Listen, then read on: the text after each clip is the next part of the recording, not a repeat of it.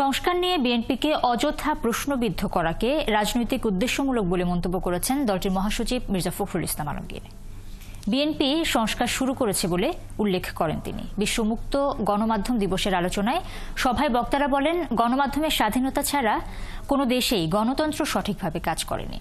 Fascist সরকারের সময়ও সেটাই হয়েছে বলে অভিযোগ করেন তারা। সুমন মাহমুদের প্রতিবেদন। সকালে প্রেস ক্লাবে বিশ্ব মুক্ত গণমাধ্যম দিবস উপলক্ষে সম্পাদক পরিষদের আলোচনা সভায় যোগ দেন বিএনপি সহ বিভিন্ন দলের নেতারা। আলোচনায় তারা বলেন, গণমাধ্যমের স্বাধীনতা ছাড়া বিশ্বের কোথাও গণতন্ত্র প্রাতিষ্ঠানিকতা অর্জন করতে পারেনি। তাই রাষ্ট্রে এমন কোনো আইন থাকা উচিত নয় যা গণমাধ্যমের গলা চেপে ধরে। তবে এই জন্য প্রয়োজন নীতিমালা। গণতান্ত্রিক সমাজের এটাই মূল বৈশিষ্ট্য যে সে সমাজ থেকে ভয়কে দূর করতে পারে।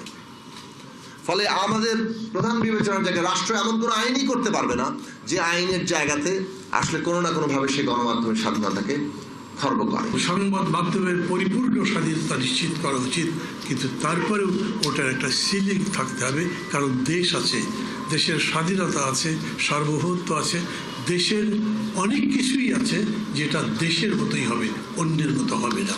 মিডিয়ার ভিতরে যে ফ্যাসিজম প্রবেশ করেছে সেখান থেকে মিডিয়াকে আমরা কিভাবে বের করতে পারবো সে বিষয়ে আসলে আমাদের স্পষ্ট রূপরেখা প্রয়োজন। কারণ আমরা দেখছি মিডিয়া ও ফ্যাসিজমের যেই সম্পর্ক বিগত সময়ে ছিল, যদি সেই সম্পর্ক থেকে সেই আদর্শিক আধিপত্য জায়গা থেকেও যদি মিডিয়া বের না হয়, তাহলে আসলে এই জুলাই গণঅভ্যুত্থানের পরবর্তীতে আমরা যে মুক্ত গণমাধ্যমের প্রত্যাশা করি এবং জনগণের মিডিয়ার প্রতি যে আস্থা বিশ্বাসের জায়গা, সেটি আসলে সম্পূর্ণরূপে নিশ্চিত হবে না। আলোচনায় বিএনপি মহাসচিব বলেন, তার দল সবসময় গণমাধ্যমের স্বাধীনতায় বিশ্বাসী। বিএনপি কখনো অন্যায়ভাবে কোনো মত চাপিয়ে দেয়নি, ভবিষ্যতেও দেবে না। প্রকাশিত কোনো সংবাদ পছন্দ না হলে মত তৈরি করে ওই প্রতিষ্ঠানকে ঘুরিয়ে দেওয়ার হুমকি কোনো গণতান্ত্রিক সংস্কৃতি নয় বলেও মনে করেন তিনি।